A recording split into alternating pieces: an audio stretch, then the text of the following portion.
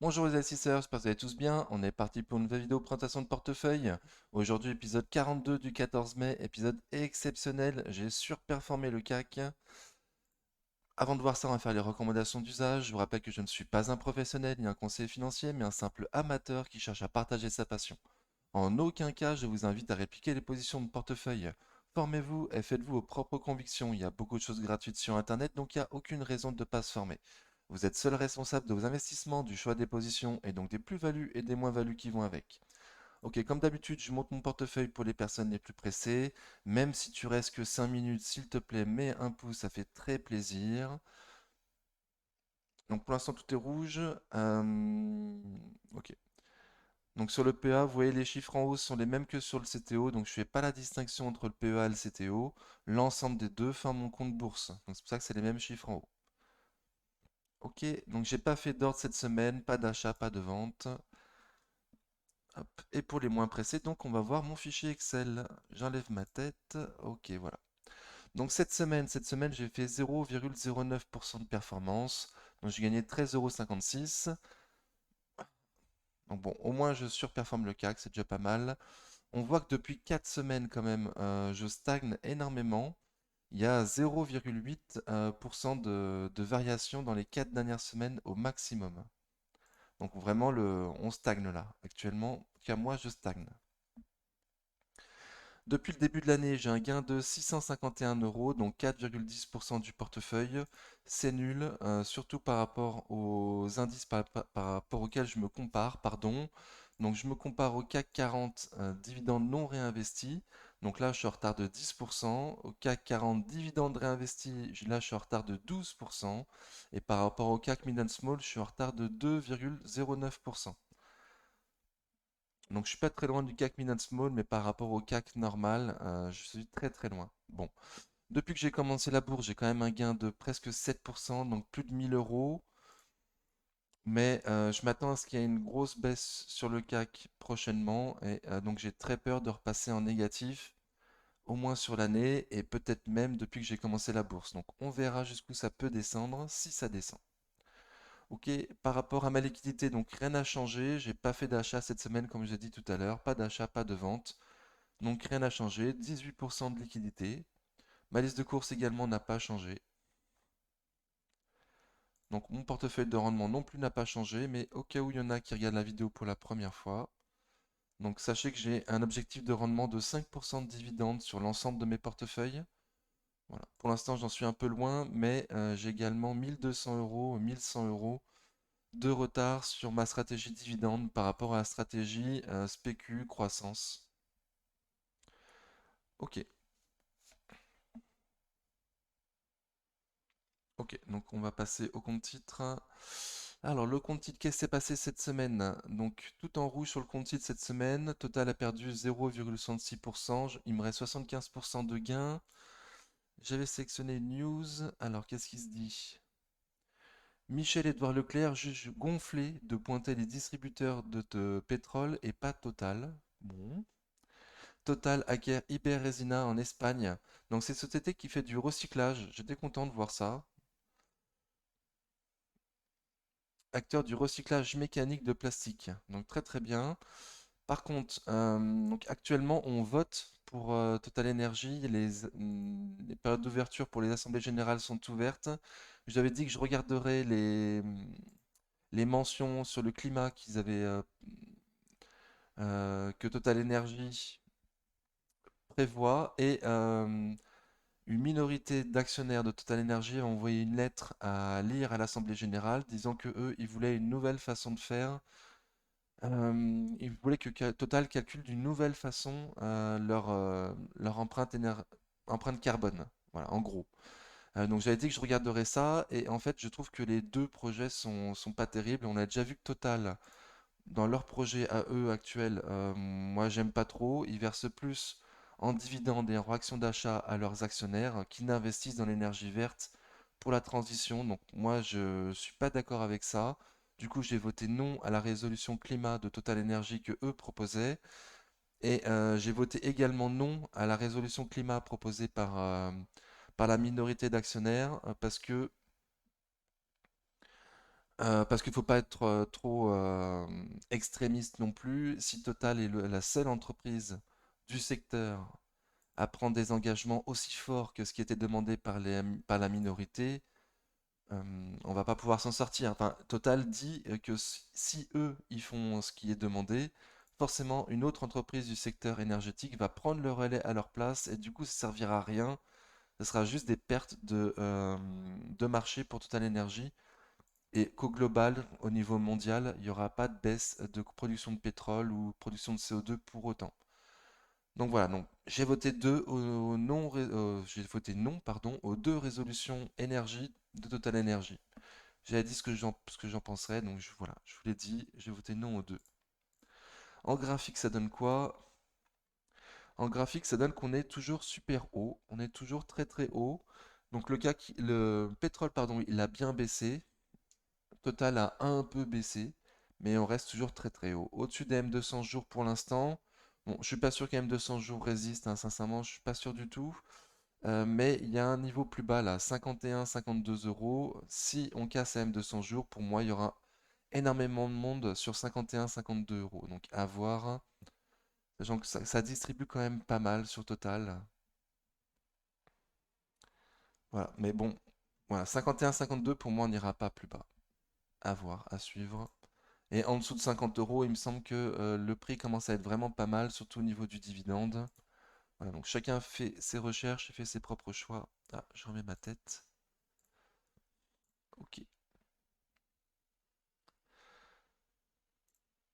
Ok, donc Cumulus Vape a fait moins 6% sur la semaine, j'en suis à moins 18% sur la ligne du compte titre. Pour rappel, j'ai la même ligne pratiquement sur le PEA.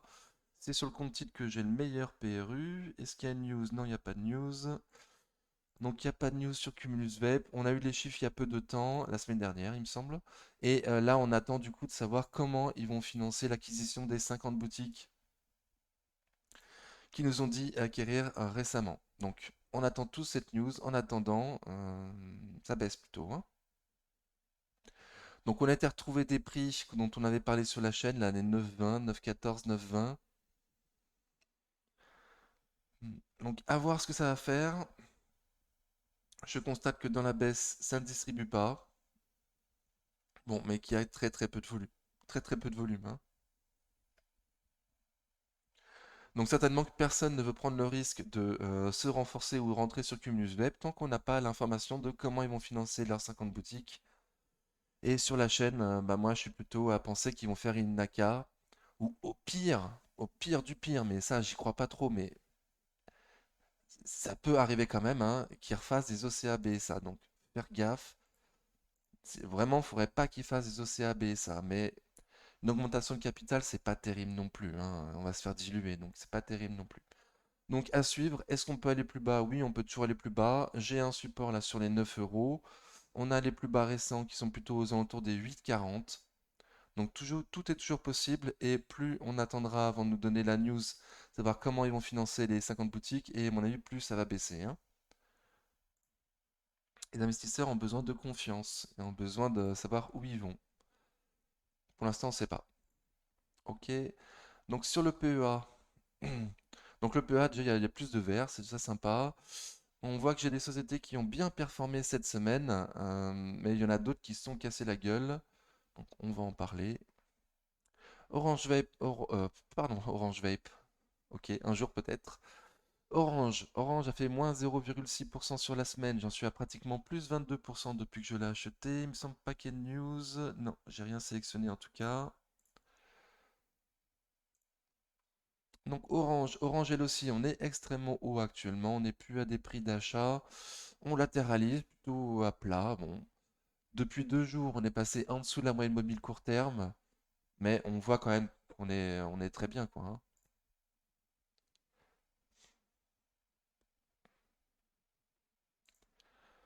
On voit que dans la consolidation, on est très très bien, au-dessus des 23,6 de Fibo. Pour l'instant, c'est très très beau, hein. Donc à voir si on prend un peu de force avant de passer le niveau des 12 avec force et volume, ou si là on est au top et ça va redescendre petit à petit. Donc à suivre, prochain support les 11 euros. Aucune idée. Pour moi, ça va dépendre du CAC. S'il y a une S'il y a une perte de confiance sur le CAC, ça va baisser. Sinon, ça risque de latéraliser encore assez haut quelques temps orange. C'est mon point de vue. Coface a fait plus 0,5% sur la semaine. J'en suis à plus 27% depuis que je l'ai acheté. Il n'y a pas de news. Coface, elle aussi, elle est extrêmement haut actuellement. On n'est plus à des prix d'achat. Le dividende sera retiré le 22 mai, donc on s'en approche fortement.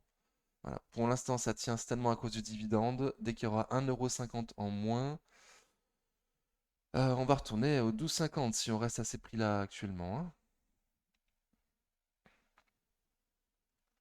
Donc on est très très haut actuellement. Le dividende arrive prochainement. Si tu achètes maintenant, forcément tu vas te retrouver en moins-value. Donc rien à faire pour l'instant. Et ceux qui sont dessus, ben, on attend le dividende. Super. Atos, ça fait moins 1,2% sur la semaine. J'en suis à moins 21% depuis que je l'ai acheté. Mon gros boulet, bien sûr, il n'y a toujours pas de news. Donc la S graphique a un intérêt limité actuellement, surtout les news qui vont compter sur Atos. À ces prix-là, on est à un prix plutôt juste au niveau fondamental. Voilà, au-dessus, ça paraît un peu cher. En dessous, c'est pas forcément pas cher, vu que c'est une société qui perd de l'argent pour l'instant, pour lequel il y a un problème de management, clairement. Donc bon, je vous avais proposé une résistance oblique baissière la semaine dernière, donc elle est pas bonne. On latéralise. On latéralise à un niveau assez neutre, à 12,50. Donc on attend une news pour essayer d'aller voir plus haut. Ok, et mauvaise news, on ira voir plus bas. La VAT s'est largement rachetée sur Atos, mais on a déjà parlé la semaine dernière. On est à 3% de VAT sur Atos, donc c'est pas exceptionnel, hein. C'est plus du tout la première société française vadée, plus du tout. Donc à voir ce que ça va donner. J'espère m'en sortir, hein. Amundi a fait plus 2,25% sur la semaine. Je suis repassé en positif du coup, à plus 0,8%. Donc il n'y a pas de news non plus. Qu'est-ce qui se passe sur Amundi? Donc Amundi, on en avait parlé, hein. Graphiquement, hein, c'était beau quand même. C'était assez joli, des plus hauts de plus en plus haut, des plus bas de plus en plus haut. Donc très très bien. Amundi, pareil, il doit y avoir un dividende, mais il va tomber en même temps que Crédit Agricole, il me semble.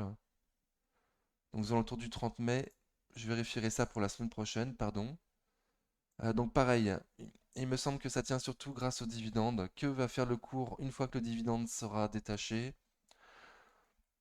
Hmm, qui va baisser, hein. Pour moi, il va baisser. Donc faire gaffe actuellement. On est très haut à 60 € sur Amundi, c'est un peu cher.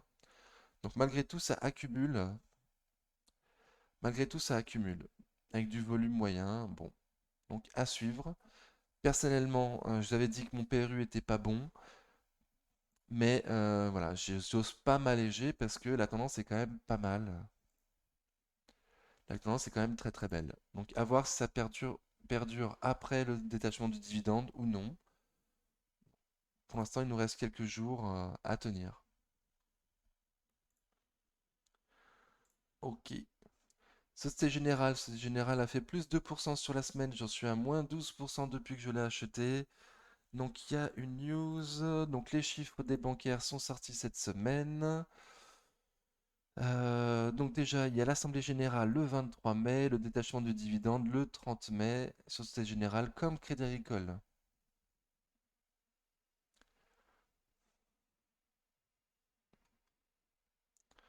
Donc Société Générale dévoile un résultat net part du groupe largement supérieur aux attentes. On va pas le lire, hein, je vous laisserai voir vous-même, mais on avait parlé sur la chaîne, hein, que les résultats des bancaires seraient bons, donc voilà, on n'avait pas tort. Super. Donc depuis qu'on a eu les chiffres sur Crédit Agricole et sur Société Générale, on a écrit les chiffres sur Crédit Agricole un jour avant, hein. Donc ça performe bien. Donc Société Générale avec un jour de retard. Voilà, elle a performé bien vendredi. Donc on est passé au-dessus de cette résistance oblique baissière que j'avais proposé, il me semble aussi la semaine dernière. Donc à voir. C'est seulement après avoir lu les chiffres qu'on est passé au-dessus de cette résistance oblique baissière, hein. Mais je remarque quand même que Société Générale est la plus en retard des bancaires, que ça accumule pas des masses, on est tout juste passé au-dessus de 50 de RSI avec la sortie des chiffres et un volume moyen. Donc c'est quand même assez faible, hein. C'est quand même assez faible. Donc bon, j'enlève la résistance oblique baissière, je pense que ça sert plus à grand chose.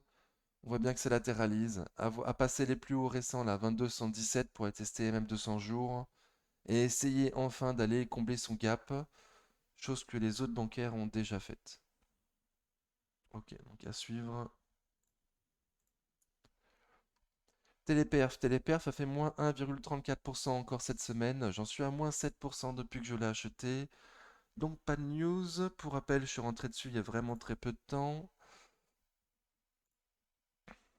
Il y a vraiment très peu de temps. Voilà, je suis rentré le 26 avril. J'en suis déjà à 3 prises de position.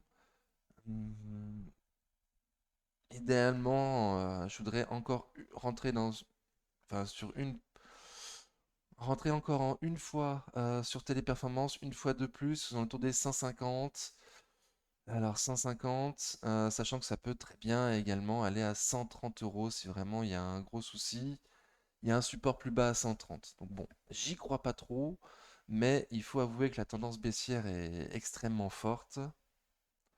Voilà, pour l'instant, on latéralise, il n'y a même pas de rebond technique, rien du tout, c'est juste une latéralisation, en légère baisse en plus. Donc pour l'instant sur Téléperf, rien n'est gagné, hein. Ça a accumulé légèrement vendredi, mais c'est tout léger, hein. Par rapport à la baisse qu'il y a eu, c'est peanuts. Donc voilà, c'est peut-être le début de quelque chose, mais c'est peut-être aussi rien du tout, hein. Donc à suivre.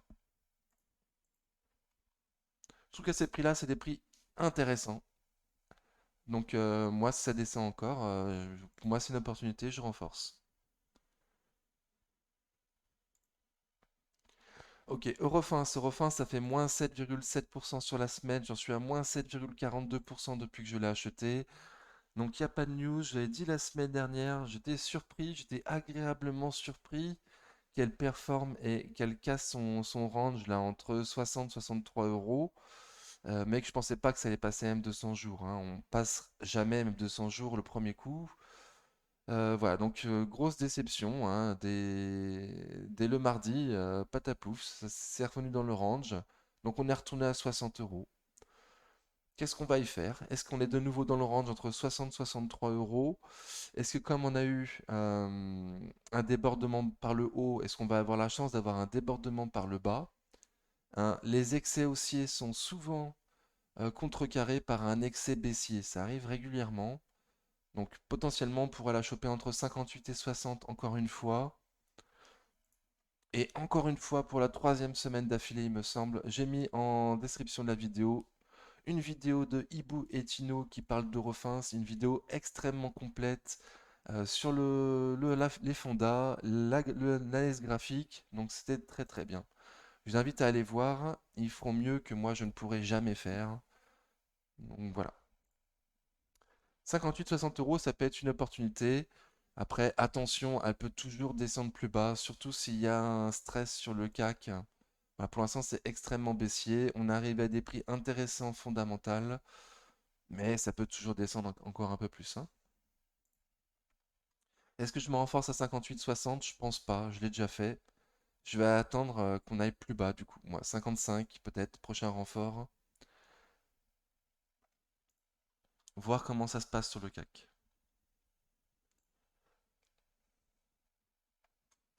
Alors, Eurofins, c'est fait. Reworld Media a fait plus 0,7% sur la semaine. Il n'y a pas de news non plus, hein, non? Ok. Donc, Reworld Media, elle aussi, c'est en légère tendance baissière. Là, on est arrivé sur un support à 5 euros. Il y a un rebond technique sur les 5 euros. Il y a eu un rebond technique sur les 5 euros. On voit qu'on n'arrive pas à passer la moyenne mobile court terme. Donc, qu'est-ce que ça veut dire? Est-ce que ça veut dire qu'on va retourner au 5, voire un peu plus bas, les 4,80?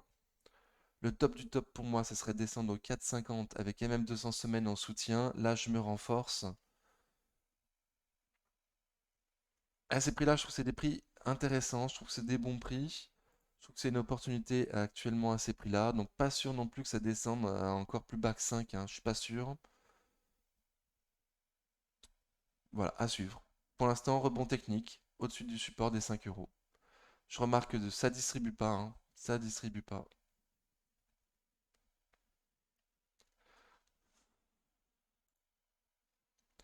Crédit Agricole a fait plus 5,93% sur la semaine. J'en suis à plus 24% depuis que je l'ai acheté.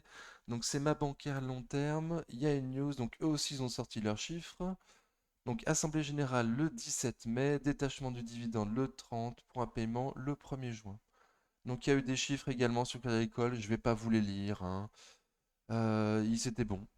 Dépasse les attentes au premier trimestre. Très très bien. Je vous laisserai aller voir les vidéos de l'exceptionnel Top Invest. S'il fait les bancaires, d'ailleurs je suis pas sûr qu'il fasse les bancaires, j'ai un doute tout d'un coup. Bon, je vous laisserai aller voir sa chaîne, son exceptionnelle chaîne à Top Invest sur YouTube. Vous verrez s'il a fait des vidéos sur quelle école. J'ai un doute tout d'un coup, j'ai un doute. Bon, je vais vérifier vite fait. On en profitera pour voir la chaîne de Top Invest.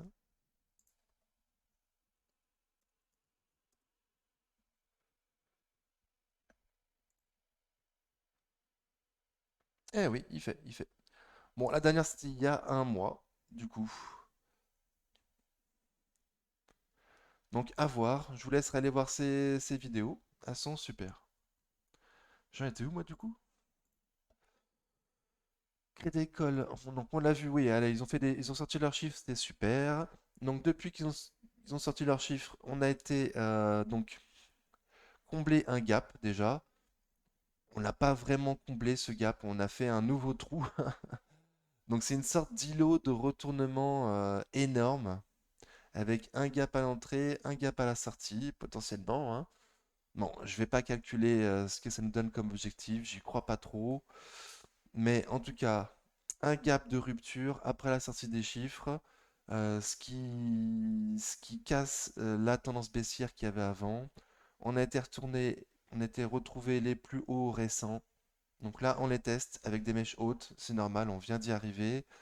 Donc il serait normal qu'on latéralise, qu'on prenne des forces et qu'on puisse ensuite passer les 12 euros. C'est mon objectif. C'est mon objectif. Donc j'espère que ça va se passer comme ça. C'est mon scénario. Ok, et BNP, donc BNP, je vous le dis tout de suite, elle a fait moins bien que Crédit Agricole. Donc elle, voilà, elle n'a pas encore comblé son gap. Donc je sais pas trop si elle a sorti ses chiffres, BNP. Il me semble que oui, il me semble que c'était la première à sortir ses chiffres. Excusez-moi, je vais vérifier du coup.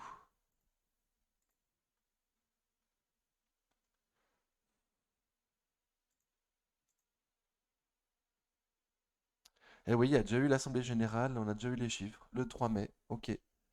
Donc le 3 mai, c'était par là. Bon, donc le marché n'a pas aussi bien pris que pour Crédit Agricole et Société Générale. Il me semble que c'était bon, pourtant, il me semble que c'était encore de nouveau exceptionnel. Détachement du dividende sur BNP le 22 mai. Donc lundi, pas celui-là, mais lundi prochain. Donc si vous voulez avoir le dividende sur BNP, c'est cette semaine qu'il va falloir l'acheter. Mais vu les 4 euros de dividende, vous allez forcément vous retrouver en moins-value. Donc pour moi, ça sert absolument à rien. Donc bref, je suis allé sur BNP surtout pour voir si elle avait fait mieux que Société Générale ou Crédit Agricole. Elle a peut-être fait mieux que Société Générale, mais pas que Crédit Agricole. Elle a fait plus 1% sur la semaine. Hop. Société Générale a fait plus 2 et Crédit Agricole plus 6 pratiquement. Bon, donc c'est BNP le boulet de la semaine sur les banquières françaises. Ça arrive de temps en temps. C'est pas grave. Equasens, ça fait plus 7% pratiquement sur la semaine. J'en suis à plus 28% depuis que je l'ai acheté. Donc il y a une news sur Equasens, il me semble bien. Ils ont sorti leurs chiffres. Et oui. Donc ils ont sorti leurs chiffres jeudi soir. Le marché a pu en prendre connaissance. Donc la bougie de vendredi prend connaissance de ces chiffres, prend en compte ces chiffres.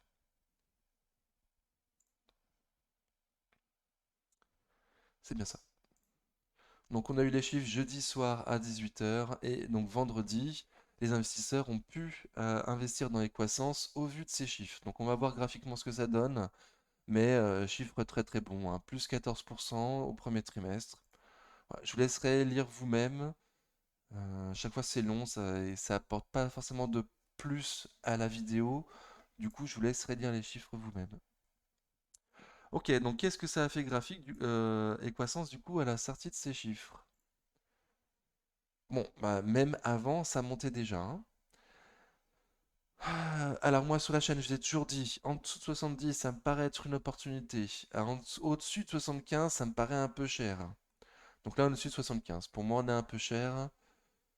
Pour moi, on est un peu cher à ces prix-là, mais ça accumule. Encore une fois, c'est une magnifique société. Euh, c'est rare, les magnifiques sociétés. Donc, tout ce qui est rare est un peu cher. Ok, mais moi perso, je vais quand même attendre que ça redescende avant de me renforcer, hein, à suivre. Ceux qu'on voulait, ils ont pu en prendre à 70 euros, hein. J'en avais parlé quand même plusieurs fois, que moi-même j'hésitais à me renforcer sur 70. Voilà, donc à voir jusqu'où ça va aller. Les croissances, pour l'instant, ça semble bien parti. Du volume, un RSI fort, ça accumule, ça casse l'ancien range, ça casse AM 200 jours. Bon, bah, pour l'instant, tout paraît bien partir. AM 200 semaines à 77,88. Donc à voir si on y passe. Ce serait super. Mais pour moi, on est un peu cher à ces prix-là. Ok. Donc Stellantis, ça fait plus 1,48% sur la semaine. Je suis repassé en positif à 0,5%. Il y a une news. Non. Ok. Donc Stellantis, quoi de neuf? Donc le dividende a été détaché. Depuis, ça descend pas vraiment, hein. J'avais mis une résistance oblique baissière de court terme de nouveau, mais ça veut pas. Ça latéralise plus qu'autre chose. Dans une résistance, pour l'instant. Ça commence quand même légèrement à distribuer avec un volume très faible. Et RSI qui a du mal à rester plus ou moins au-dessus de 50. Donc à suivre. J'avais dit que moi je m'allégeais pas sur Stellantis malgré le détachement du dividende. Parce que déjà j'ai pas une très grosse ligne. Et qu'en plus j'aime beaucoup le management Carlos Tavares. Donc voilà, je vise sur le management. Je mise sur le management. Donc, je me suis pas allégé malgré que je trouve que mon PRU est trop élevé. Un peu comme Amundi, hein, mon PRU est trop élevé, mais la tendance est quand même pas mal. La tendance est quand même pas mal. Ça m'embête, moi, de m'alléger dans une tendance aussi belle. Donc, effectivement, si ça casse là les 14 euros, la tendance sera beaucoup moins belle, mais on sera trop loin de mon PRU pour que je m'allège.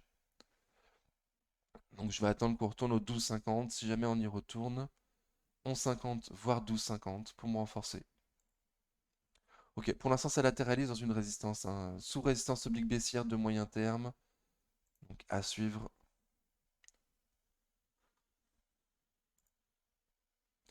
STM a fait plus 1% sur la semaine, j'en suis à plus 24% depuis que je l'ai acheté. Donc est-ce que c'est la fin de la Bérésina sur STM? Non, il n'y a pas de news, pardon. Est-ce que c'est la fin de la Bérésina sur STM? Bon, bah pour l'instant c'est pas sauvé, hein. On latéralise autour des M200 jours, ça a arrêté de distribuer, mais le RSI est toujours très très faible avec un volume moyen faible, sous résistance oblique baissière, sous la moyenne mobile court terme. Donc pour l'instant, la résistance oblique baissière tient, hein. Ça latéralise à court terme, mais est-ce que ça va avoir la force de passer cette résistance oblique baissière? J'en suis pas sûr du tout. À ces prix-là, il me semble qu'au vu des nouveaux chiffres, ça semble être intéressant, mais les sociétés de semi-conducteurs sont considérées comme cycliques et actuellement on arrive à Actuellement, on est dans le haut de cycle et tout le monde s'attend à ce qu'il y ait une récession, donc qu'il y ait un bas de cycle récent prochainement, quoi. Donc ça risque de quand même encore baisser un peu STM. Jusqu'où? Aucune idée. Aucune idée, bien évidemment. J'ai un support à 36, plus bas. Là, on a un support à 38. Donc tous les 2 euros plus ou moins STM a un support. Ok, donc j'ai dit, hein, pour l'instant c'est baissier, pour l'instant je suis pas serein. Cumulus, donc Cumulus on la retrouve sur le PEA, on a déjà vu sur le CTO, donc elle a fait moins 6% sur la semaine, j'en suis à moins 23% sur la ligne du PEA. Donc c'est bien sur la ligne du PEA que j'ai le moins bon PRU. Donc je compte garder la ligne du PEA plus longtemps pour une croissance long terme, mais la ligne du CTO, dès que je peux m'en séparer, je m'en sépare. Parce qu'actuellement, ma position sur Cumulus Vape est beaucoup trop importante au vu de mon portefeuille et au vu de la taille de l'entreprise. Donc voilà, donc là, très mauvais management que je me traîne depuis quelques temps. Donc j'espère m'en sortir en positif avant la fin d'année, à suivre. Lumibird a fait plus 1,7% sur la semaine, j'en suis à moins 13% depuis que je l'ai acheté. Est-ce qu'il y a une news? Non. Donc pour rappel, je suis rentré dessus un peu haut parce qu'il me semblait que les fondamentaux commençaient à être pas mal à ces prix-là. Bon, j'espérais un rebond, mais il n'y a pas eu, hein. Je me suis de nouveau renforcé le 18 avril quand on est passé au-dessus de la moyenne mobile court terme avec du volume. Bon, et malheureusement, patatras, ça s'est écroulé de nouveau. Donc j'avais une résistance oblique baissière, mais qui a été cassée. Pour l'instant, on latéralise. On latéralise très bas. Pour l'instant, c'est un petit rebond technique. Pour l'instant, c'est un rebond technique après avoir fait un plus bas récent. On veut pas passer la moyenne mobile court terme, ça accumule pas. RSI toujours en dessous de 50 et pas du tout de volume du tout. Donc pour l'instant, il n'y a rien du tout, il n'y a aucun signe de quoi que ce soit. C'est juste ultra baissier. Pour l'instant, c'est juste ultra baissier, donc rien à faire. Si vous êtes plus intelligent que moi, vous y ferez rien. Vous attendrez un rebond technique, vous attendrez ah, d'avoir un stop court. Voilà, d'avoir un stop court pour pouvoir rentrer dessus au minimum. Je vous parle du niveau des 12 euros depuis que je suis rentré dessus pratiquement, vous disant que graphiquement quand même, c'est le gros niveau qui est un peu plus bas. En plus, fondamentalement, c'est pas déconnant d'y aller vu les chiffres qu'ils ont fait en 2022. Mais pour rappel, les chiffres de 2022, pour moi, c'est les plus bas fondamentaux, c'est un point bas fondamental. Et, euh, et ça devrait largement se reprendre dans les années à venir. Donc pour moi, actuellement, c'est des opportunités, mais potentiellement, on peut aller jusqu'à 12. Donc faire super gaffe. Extrêmement baissier pour l'instant. Je peux pas dire grand-chose de plus. Ruby a fait plus 1,10% sur la semaine, j'en suis à plus 2,3%. Donc est-ce qu'il y a news? Je crois pas. Si. Qu'est-ce qu'il y a? Donc l'Assemblée générale de Ruby le 8 juin avec le détachement du dividende prévu le 13 juin. Et sinon on avait eu les chiffres, mais c'était déjà il y a 10 jours. Donc, c'était uniquement pour l'Assemblée générale et dividendes. Ok, donc moi je me suis allégé sur Ruby la semaine dernière, il me semble, ou il y a 2 semaines. C'était le 2 mai. Je me suis allégé le 2 mai parce qu'on était à 26 euros et que là, de toute évidence, on a beaucoup de mal à passer les 27 euros. Que je me suis dit que j'avais quand même pas mal de sociétés sur lesquelles je trouvais que j'avais des PRU assez hauts et qu'il fallait quand même que j'essaie de m'en sortir sur certaines. Donc, j'ai pas voulu m'alléger sur Amundi ni sur Stellantis, mais je me suis allégé pardon, sur Ruby et Métropole TV. Donc Ruby, je suis pas serein parce que je me suis allégé avant le détachement du dividende. Donc pour l'instant, le cours de bourse tient bien, certainement grâce au dividende. Donc à voir ce que ça va faire, Ruby. Le plus probable, c'est que ça latéralise aux alentours de ces prix-là, hein, entre 24 et 26 euros jusqu'à détachement du dividende. Moi, c'est mon point de vue, c'est mon scénario. Voilà. Mais bon, j'ai aussi très peur que ça performe bien, Ruby, parce que quand même, c'est une belle société à ces prix-là. Il me semble que c'est pas mal. Je vous l'ai toujours dit qu'en dessous de 27 euros, pour moi, fondamentalement, c'était intéressant. Donc là, on est en dessous de 27 euros. Mon PRU est en dessous de 27 et pourtant, je me suis allégé en dessous de 27. Donc je flippe un peu que ça passe les 27 euros sans moi et que ça parte dans une belle tendance. Bon, après, je suis pas sûr, hein. Sincèrement, je suis pas certain que ça se passe comme ça. Donc Voilà, donc je vous ai tout dit, je crois, là, je pense que je suis clair. Enfin, que je suis pas clair, mais dans mon fait que je suis pas clair, je pense que je suis clair. Bon, je vais me coucher. Donc Ruby, voilà, je me suis allégé, mais je suis pas serein, hein. J'ai peur qu'elle parte sans moi. Et si on peut retourner sur les 22, bah, je me renforce, bien évidemment. Pour l'instant, il y a le dividende, ça tient. Xilam a fait mon plus 3% sur la semaine, j'en suis à moins 17% depuis que je l'ai acheté. Il n'y a pas de news. Non, il n'y a pas de news. Alors, elle aussi, je suis rentré un peu vite. Donc, grosse tendance baissière, Xilam, depuis un bout de temps maintenant. Euh, Je me suis renforcé pareil. Le 3 avril, il y a eu du volume. On est passé au-dessus de la moyenne mobile court terme avec du volume. Je me suis dit super. On a touché un point bas, on est reparti. Et non, patatras. C'est retourné plus bas. Donc on n'a pas fait plus bas que les précédents. Donc très très bien. En clôture, on a fait des plus bas que les précédents. Mais pas avec les mèches. Donc on a été retrouver les plus bas récents.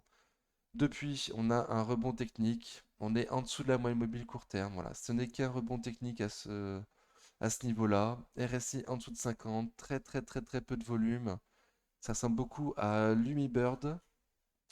Voilà, donc très baissier. Un rebond technique pour l'instant, mais est-ce que ça va tenir? Est-ce que ça va passer la moyenne mobile court terme? Est-ce qu'on va aller retenter les plus hauts récents, là, 27,50 ou pas? Donc moi, mon scénario, c'est quand même que là, on a touché un point bas, hein, que là, on est extrêmement bas sur Xilam. On voit que ça accumule depuis bien plus haut que ça. Donc je vois pas pourquoi maintenant qu'on est un peu bas, tout le monde partirait. J'y crois pas trop. On attend tous des bons chiffres sur Xilam cette année. De nouveau Xilam, voilà, par rapport à Lumibird, hein.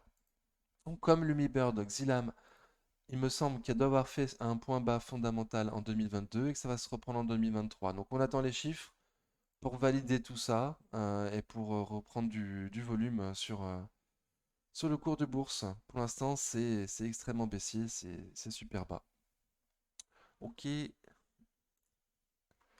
alors Nekon a fait plus 8% sur la semaine, j'en suis à moins 12% depuis que je l'ai acheté. Il n'y a pas de news, il n'y a pas de news, mais... Alors si, il y a deux nouveaux jeux à destination des enfants qui sont sortis.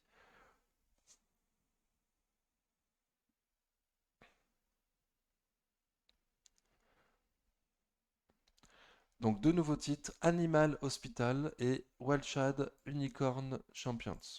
Bon, donc à voir, hein. Ça sort sur beaucoup de chaînes, pardon, beaucoup de consoles, donc ça c'est pas mal. Donc à suivre. Alors,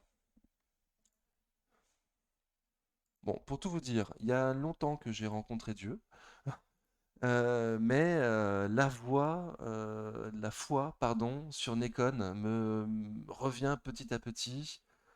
Alors, il y a non seulement le cours de bourse qui reprend un petit peu des couleurs, donc ça c'est bien, mais surtout, voilà, là, ils ont sorti leurs chiffres il y a peu de temps, d'ailleurs j'aurais pu les sortir. Vous avez sorti que six jeux et ils ont fait les mêmes chiffres d'affaires que l'année dernière.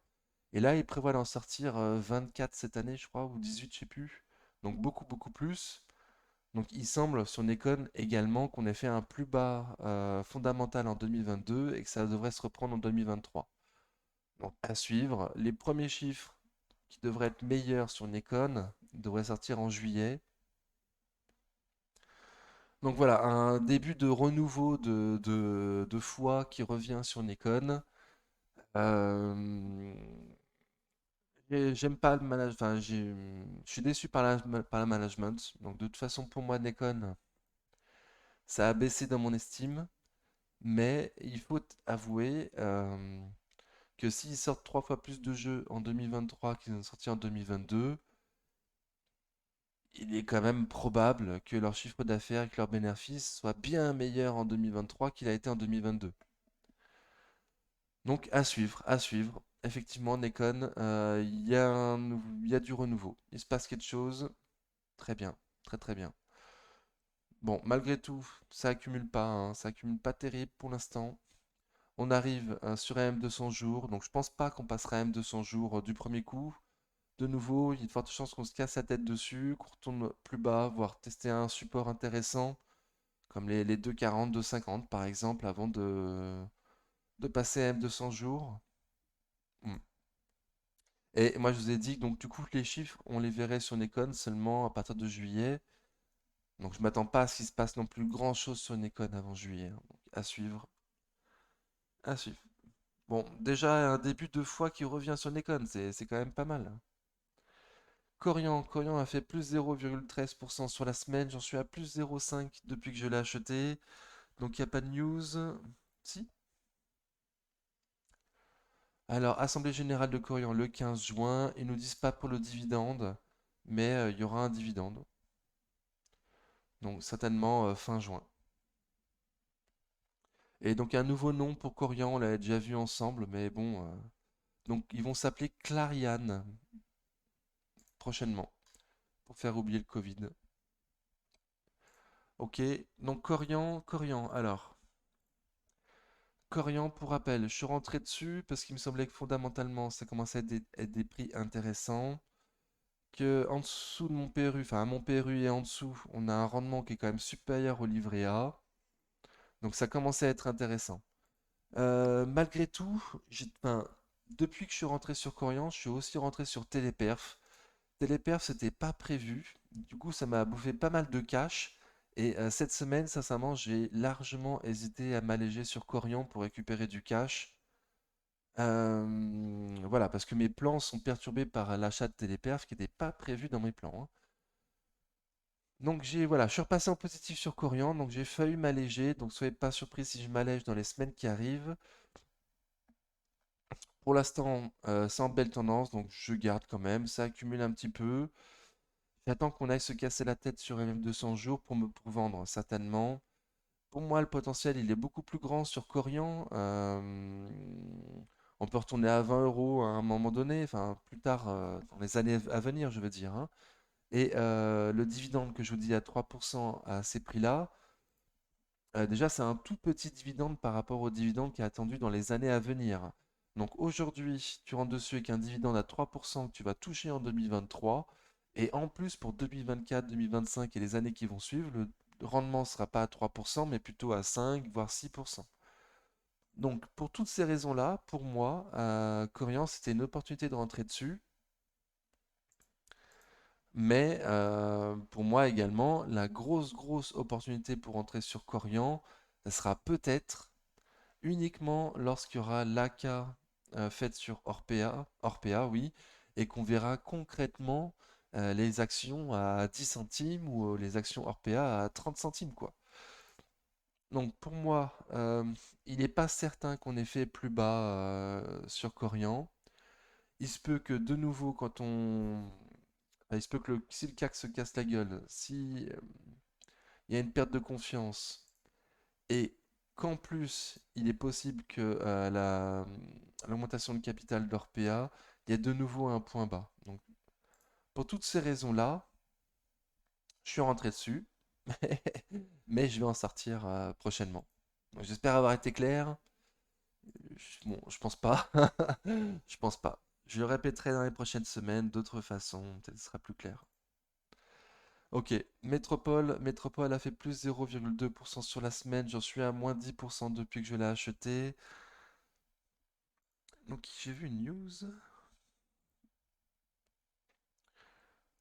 Sanctionné par la DGCCRF a versé une amende de 1,1 million d'euros. Ah non, c'était plutôt ça.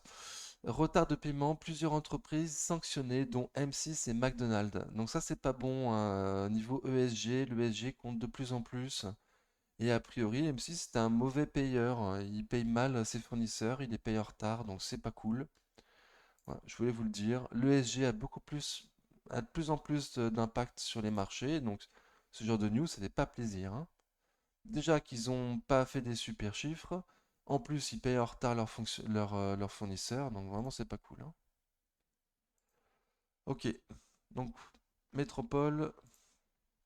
Métropole, comme Ruby, je m'étais allégé là, le 2 mai. Alors la différence, enfin je m'étais allégé la veille du dividende du coup.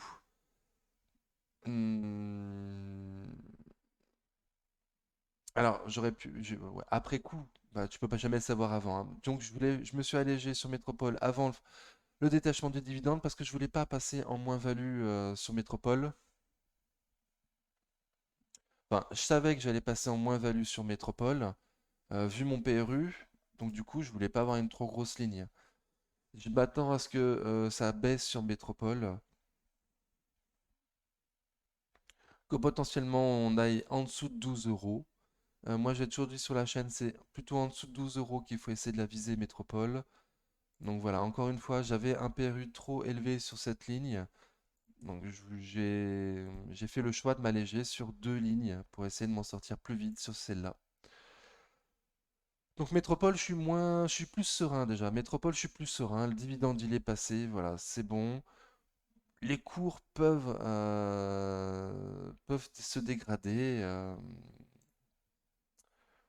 Mais bon, pour l'instant, ça latéralise. Pour l'instant, ça latéralise. On est toujours en dessous de la moyenne mobile court terme. Donc j'ai quand même bon espoir qu'on casse M200 jours et M200 semaines par le bas et qu'on aille voir des prix en dessous de 12 euros. Bon, on va espérer. Ce n'est que mon scénario, aucun espoir. Le RSI, il est en dessous de 50, donc ça va dans mon sens. Le volume, il est faible, donc ça va dans mon sens. Par contre, ça distribue pas. Ça distribue pas.